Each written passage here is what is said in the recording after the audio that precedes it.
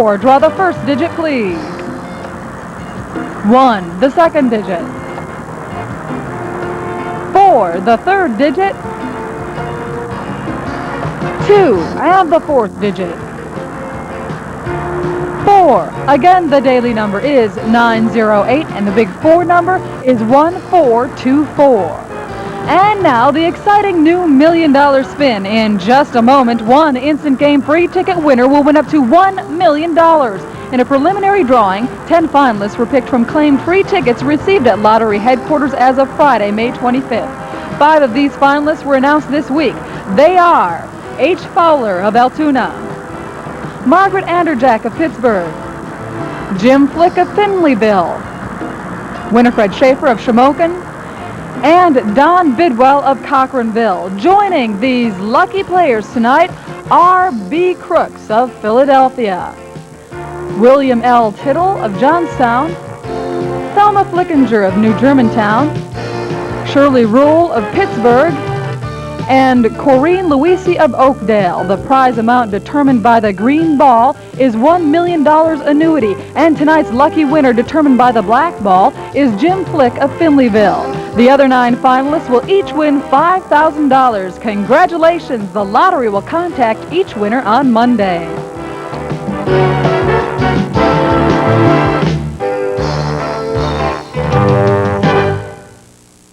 Primetime will return in 2 weeks. Stay tuned now for Oprah's Primetime special, In the Name of Self Esteem, next.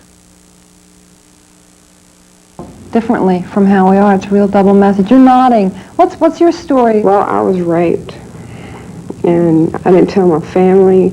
He told me, the guy told me if I told anybody, he'd tell my sister I was a whore. Did you just bury it for a while? I buried it for a while, and I forgot about it like a blackout. Yeah. I was so worried about what my sister would think, because I really valued what she thought of me at that time. But I didn't tell anybody. How long did you keep it a secret? About 5 years. 5 years. Did you beat yourself up because you had forgotten it? I mean, was that... I've been beating myself for years about it. Someone was here before you. Someone was lonely before you, frightened before you, humiliated before you, neglected before you, beaten before you, raped before you. And yet someone has survived. My God. I remember reading Maya Angelou's I Know Why the Caged Bird Sings, and she tells of being raped at the age of 7, and afterwards becoming a mute for 5 years and more. For 5.5 years, I refused to speak. I had voice, but I refused to use it. At 12.5, I returned to my voice. I decided I would render Portia's speech from The Merchant of Venice in the CME Church in Stamps, Arkansas. That's right. It was going to knock them off those pews. Although I was a mute for 5 years, Mama used to tell me, sister, Mama don't care that these people call you a idiot, a moron, because you don't talk. Mama know when you and the good Lord get ready, sister, you're going to be a preacher. And I would speak to you about love. About love. Exactly about love. Where did it begin for you? Well, of course, I had my brother. My brother is, I'm 6 foot. At 15, I was 5'10", and was about that big. And everybody, you know, made jokes. Hey, how's the weather up there? Hello, Mama Treetop Tall. You know, God, I hated them. My brother told me, you are female. Your voice should be soft and sweet and strong. You wait, I will open the door for you. So because of my brother, I never became that grotesque caricature. Bailey told me I never had to do that. So I never did that. Young men and women, don't look too far. Look within the shadow of the tree of your own families. Is there anybody with whom I can identify who is accessible to me? Someone who has cared enough about me to survive. Every person in this room has already been paid for. Those who paid for us, those men and women in the 18th and 17th and 19th and 20th centuries, who took everything, thinking that if they took it, their children and their children's children would really rise. That's who I feel sorry for. I feel as if no matter what I do, it's not nearly enough. That they don't deserve this. They don't deserve the kind of cavalier treatment we have given to them and to their gifts they gave to us. They don't deserve a generation of crack addicts. They don't deserve it. What is it that you would like to teach? Oh, that's a lovely question, Lord. I would like to encourage people to realize that they might encounter many defeats, but that they must not be defeated. You see, Oprah, a diamond is a result of extreme time and pressure. Less time, it's crystal. Less than that, it's coal. Less time than that, it's fossilized leaves or just plain dirt. But with enough time and pressure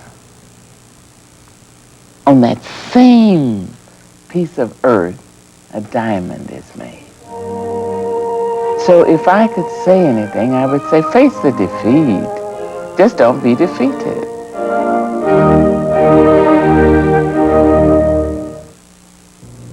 Hello, I'm Wally Kennedy. Next, the mother of a 2-year-old baby shot and left for dead tells how the baby survived. Plus, Liz takes you for a roller coaster ride on one of the newest and fastest at 10. Give me 5.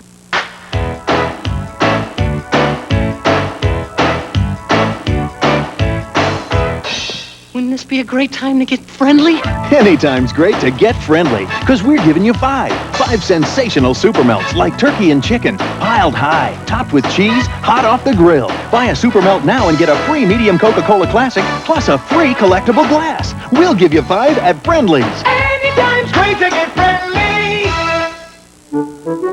There's nothing like the distinct sound of a mother's voice.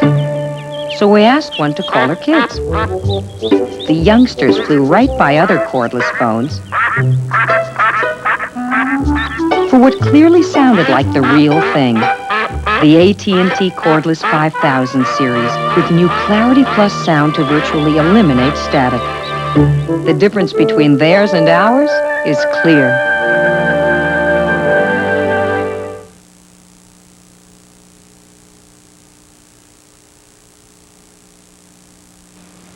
So run on way to start, so I gotta cut the air down.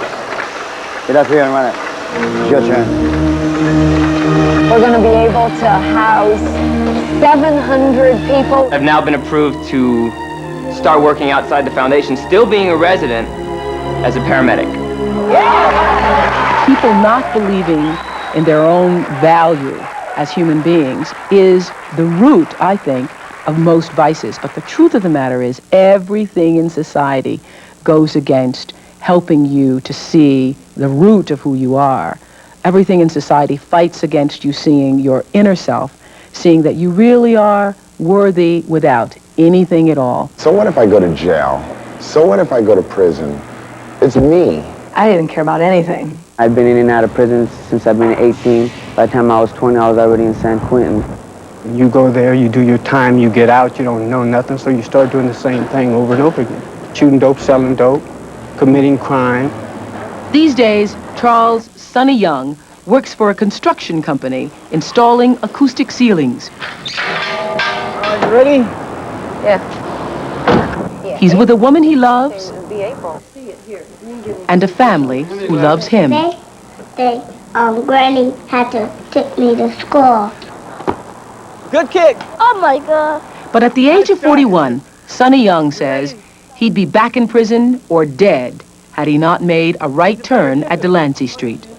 Fortunately, I got busted and was on my way to state penitentiary. I heard about Delany Street. There you see.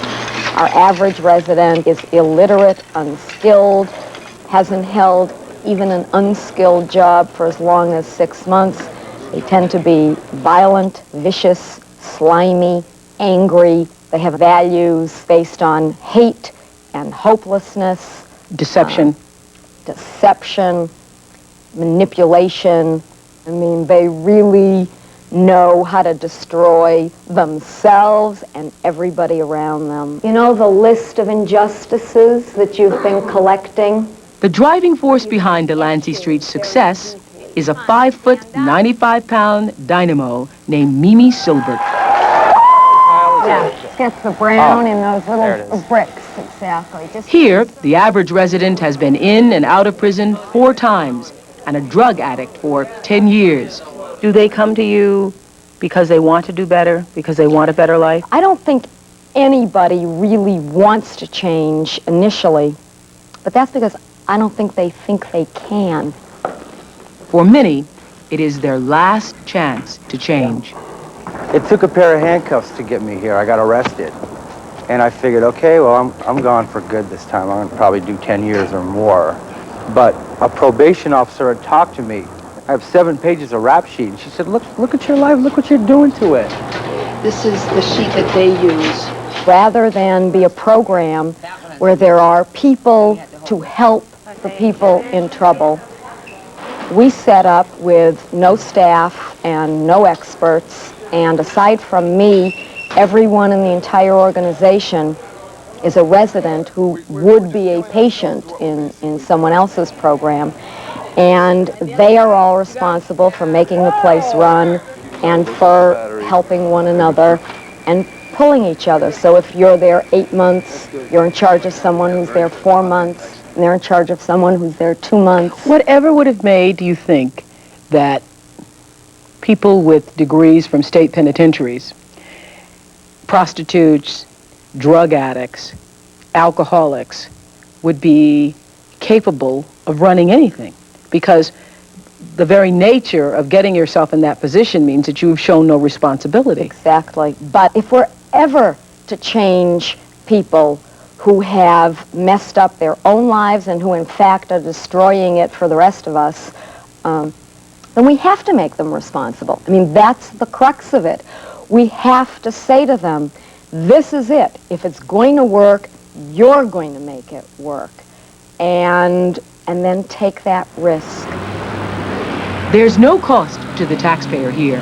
Delancey Street doesn't accept government funds. Headquartered on a hill in San Francisco, this non-profit foundation operates through donations and a variety of its own businesses.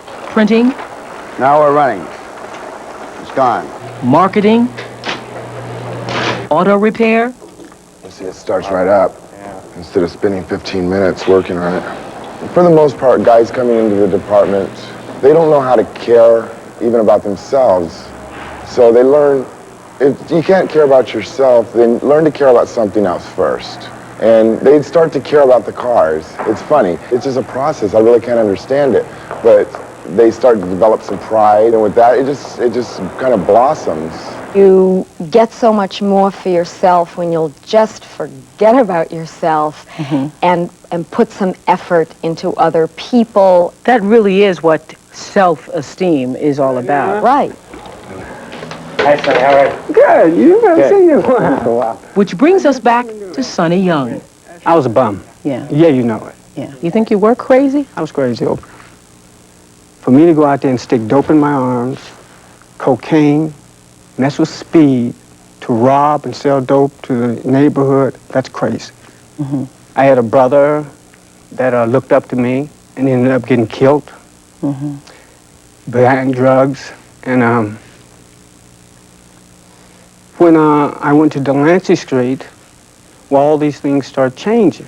You know, That obviously still causes you some pain. How long ago was your brother killed? It's about 3 years ago. The reason why it caused me pain is because I felt that if I would have been a different role model, was doing different things, he wouldn't have followed my footsteps. Were you really concerned about improving your lot in life or were you just trying to get out and not going to jail?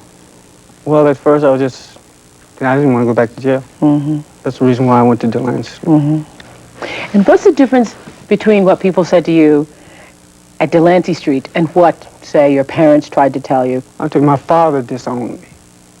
He said, as long as you act like this, you got 5 other brothers and 3 sisters I have to take care of, and I'm not going to let you bring me down. And he just told me to get out the house. And my mother tried to help me the best way that she could. So what brought the turnaround? At Delany Street, a lot of different things started going on in my life that I started liking. Like, if I did a good job, people would kind of praise you, say, well, that's good. And I wanted my father and my family's love. And that meant changing a lot of things about myself. I mean, you say that, and people watching here, you say that, but it didn't happen overnight. No, it didn't happen overnight, and it's not easy. But it's easier than being a drug addict. And a lot of people don't understand that it's easier getting up, going to work, being responsible, having decent friends, than staying at home, selling dope to the kids in the neighborhood, hurting your family, and destroying everything that mankind stands for. What, you want me to pick you up? I love being needed. I love people to say, Sonny, can you do this one? It makes me feel good. And you need people, and people need you. We are a society. We are here to make an impact on one another. The more you do that, the more visible it is that you've achieved something. We taught 250 people the building trades. We developed this, we designed it, we built it ourselves. You know, all my life I thought, well, here I am, I'm not going to do it. I can't do it. I'm always just going to be what everyone's always thought I would be, and just going in and out of prison. And it gave me a chance to turn my life around.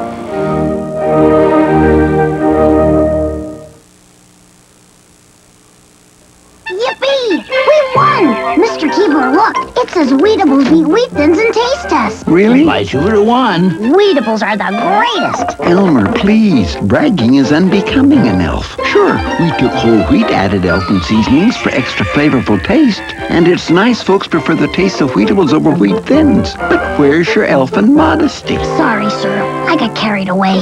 2-1? Yahoo! Weedables are the greatest. Wouldn't it be great to get a sunscreen and moisturizer combined? Well, you can, with moisturizing sunscreen lotions from the makers of Vaseline Intensive Care. HEPA-free sun protection that moisturizes. The great thing about Reynolds Wrap is it's the one wrap you can depend on to protect your food in the freezer. Nothing works like Reynolds Wrap. She was driving me crazy, saying, we really have to watch what we eat, which means we won't eat anything that tastes good. So she brings up the subject of reduced fat cheese, which may look and smell like cheese, but sure doesn't taste like cheese. Then she tells me I am eating reduced fat cheese, and it's low in cholesterol. So I pause, and I taste, and it's good. And I say, okay, so we'll watch what we eat. Kraft Light Naturals. Reduced fat cheese that actually tastes like cheese. I know what you like, you can't fake it. Tyson breast patties. I know the play before you make it. And microwave sandwiches, bun and all. We're just family, you and me. Tyson, feeding you is good as good can be. For your family, we make our patties from only the finest Tyson chicken breast. Tyson's feeding you like family. Tyson's feeding you. The question always arises whether or not self-esteem comes from a sense of nature or nurturing. And I think that for everybody who begins to feel like they're somebody, since most of what we have or know about ourselves comes from the exterior, somewhere, at some time, somebody had to tell you, you know, you are special.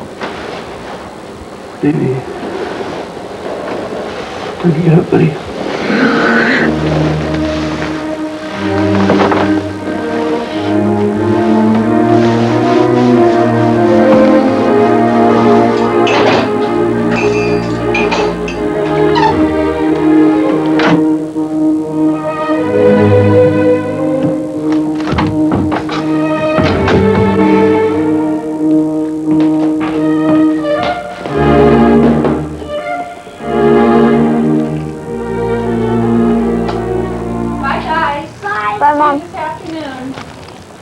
San Jose, California.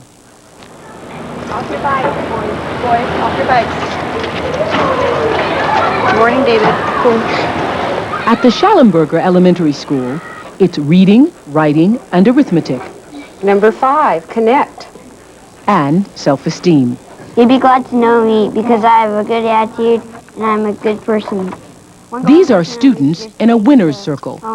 It's like a total school focused on building self-esteem. If you're going to be a winner in life, you have to be a winner inside. But you become a winner inside by your accomplishments. I'm going to talk about self-esteem in a different context. What I would like The fact is, there are many things happening these days in the name of self-esteem. I see this weekend as inspiration, motivation, information, and perspiration. Okay? At a weekend self-esteem conference in Los Angeles, 1,500 educators gathered to spread the word.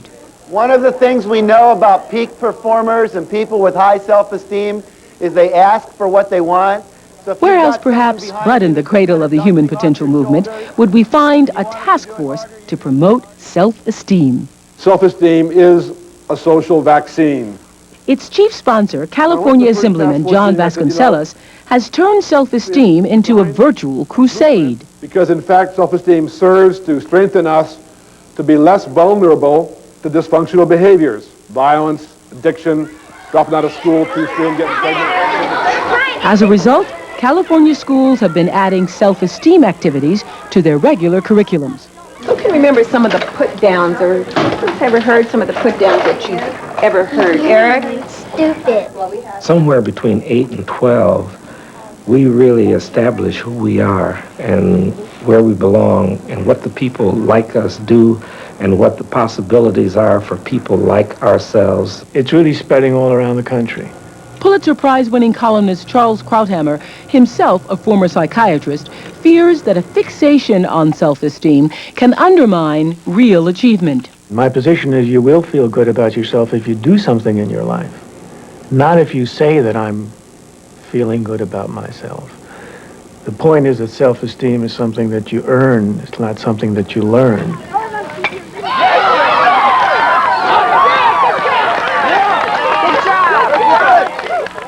We've carried this business from number 1 to terrible extremes. The question is whether you made the effort, whether you were responsible. That's what's important, not only for you, but for the people around you. Drew Barrymore was only 7 years old when she became a movie star in E.T. the Extraterrestrial.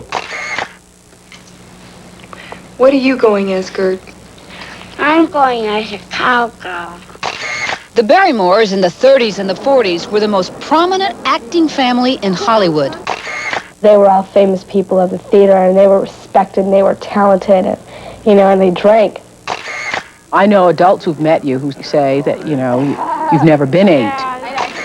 That, you always hung out with adults, talked to adults, and really had a lot of adult friends. Part of the problem sounds like that you grew up too soon. At first, I really didn't know the difference. I was like 6 years old, hanging out with a bunch of 25-year-olds. I liked being around older people. I felt like I could relate to them better. Why? Just because they were more experienced. I didn't want to go off and play Barbies. I wanted to go out to a club and dance. Also, adults, when she worked, were very accepting of her. Right. They were never critical. And when she would come back to school and try to assimilate and just try to be like all the other kids, there was a group of kids that would really stick it to her. Very resentful, tell her she was fat, she was a cow, she was ugly. I mean, this was day after day after day after day. And after 6 hours, 5 days a week of getting nonstop,